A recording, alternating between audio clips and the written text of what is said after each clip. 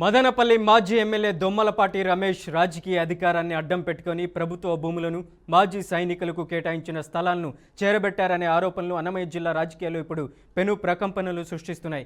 Madanapalle TDP మాజీ MLA Dommalapati Ramesh పై వచ్చిన భూ ఆక్రమణ ఆరోపణలపై లోకాయుక్త సీరియస్ అయింది. పేదలకు సైనికులకు చెందాల్సిన భూములను నకిలీ పత్రాలతో కాజేసిన వైనంపై కలెక్టర్ నివేదిక ఇవ్వడంతో ఈ వ్యవహారం మరోసారి తెరపైకి వచ్చింది. మదనపల్లి నియోజకవర్గ పరిధిలోని బీకేపల్లి గ్రామంలో సర్వే నెంబర్ 8/1లో ఉన్న సుమారు 3 ఎకరాల భూమి చుట్టూ ఈ వివాదం నడుస్తుంది. ఆ భూమి చెరువు పొరంబోకు భూమి అని ప్రభుత్వం రికార్డులు చెబుతున్నాయి. గతంలో దేశం కోసం పోరాడిన మాజీ సైనికులకు ప్రభుత్వం ఆ భూమిని కేటాయించింది. అయితే 2016లో దొమ్మలపాటి రమేష్ ఎమ్మెల్యేగా ఉన్న సమయంలో తన రాజకీయ పలుకుబడిని ఉపయోగించి ఈ భూమిని కబ్జా చేశారని ప్రధానంగా ఆరోపణలు వినిపిస్తున్నాయి. సుమారు 2.92 ఎకరాల ఈ విలువైన భూమిని నకిలీ డాక్యుమెంట్లు సృష్టించి మాజీ ఎమ్మెల్యే దొమ్మలపాటి రమేష్ ఆయన భార్య సర్లా పేరిట రిజిస్ట్రేషన్ చేయించుకున్నారు. కోట్ల రూపాయలు విలువ చేసే ఈ ప్రభుత్వ భూమిని ప్రైవేట్ ఆస్తిగా మార్చుకునే క్రమంలో రెవెన్యూ చట్టాలను నిబంధనలను తుంగలో తొక్కినట్లు అధికారుల విచారణలో తేలింది. ఈ భూ కుంభకోణంలో కేవలం రాజకీయ నాయకులే కాదు, బాధ్యతాయుతమైన పదవుల్లో ఉన్న రెవెన్యూ అధికారులు కూడా కీలక పాత్ర పోషించడం విస్మయం కలిగిస్తుంది. అప్పటి తహసీల్దార్ శివరామరెడ్డి, హరి వీఆర్ఓలు అలాగే వీఆర్ఐలు ఎమ్మెల్యేలతో కుమ్మక్కై రికార్డులను తారుమారు చేశారు. ఆదివారం తహసీల్దార్ కార్యాలయం తెరిచి మరీ రికార్డులను మార్చినట్లు అధికారుల విచారణలో బయటపడింది. ఆన్లైన్ రికార్డులో పేర్లు మార్చడం, నకిలీ పట్టాలు సృష్టించే పనులు పక్కా ప్లాన్ ప్రకారం చేసినట్లు గుర్తించారు.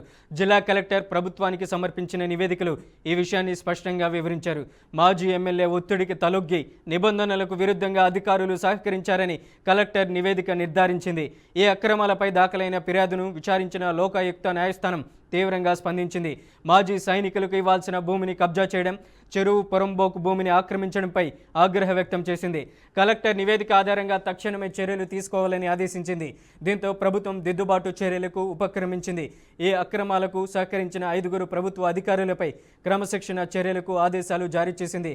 అంతేకాకుండా ఆంధ్రప్రదేశ్ భూ ఆక్రమణ చట్టం కింద బాధ్యులపై క్రిమినల్ కేసులు నమోదు చేయాలని స్పష్టం చేసింది. లోకాయుక్తలో ఎవరో పిటిషన్ వేసినారు. చాలా లోకాయుక్త నన్ను అభిశంసించింది అని చెప్పి వార్తలు రావడం జరిగింది. సరే, జడ్జిమెంట్ రాంది మనం చూడండి, దాని మీద కామెంట్ చేయకూడదు అని చెప్పి ఒకరోజు ఆగి ఆ జడ్జిమెంట్ కాపీ తీసుకొని ఈరోజు మీడియా మిత్రులందరికీ కూడా జడ్జిమెంట్ కాపీ ఇవ్వడం జరిగింది. ఈ జడ్జిమెంట్ కాపీలో ఎక్కడ కానీ రమేష్ని కామెంట్ చేసింది కానీ ఏదైనా ఉంటే ఇది హైకోర్టు, ఇది లోకాయుక్త జడ్జిమెంట్ అని చెప్పి కొందరు వ్యక్తులు స్వార్థపూరితంగా నా రాజకీయ ఇమేజ్ని దెబ్బతీయాలని, ప్రజల్లో నాకున్నటువంటి అభిమానము పాపులారిటీని దెబ్బతీయాలని దొంగ కుహ్నా వ్యక్తులతో కొన్ని ఆర్డర్లు లేని ఆర్డర్ పుట్టించి మీడియాకి ఇవ్వడం జరిగింది. ఈరోజు లోకాయుక్త ఇచ్చినటువంటి ఈ ఆర్డర్ను మీడియా మిత్రులందరికీ మీకు ఇచ్చినాను. దీంట్లో ఎక్కడన్నా కానీ దొమ్మలపాటి రమేష్ మీద ఎక్కడన్నా అభిశంసన ఉందా అని చెప్పి నేను అడుగుతాను. ముఖ్యంగా ఈ కేసు గురించి గతంలో చాలాసార్లు కూడా చెప్పడం జరిగింది. ఇది ఒక రాజకీయ, ఇది ఒక మిలిటరీ, ఎక్స్ మిలిటరీ అతని పట్టా. ఇది రాష్ట్రంలోనూ దేశంలో ఎంతోమందికి మిలిటరీ వ్యక్తులకు మిలిటరీలో ఉన్నప్పుడు, మిలిటరీలో రిటైర్డ్ అయినప్పుడు చాలా మందికి భూములు ఇచ్చినారు లోకాయుక్తలో.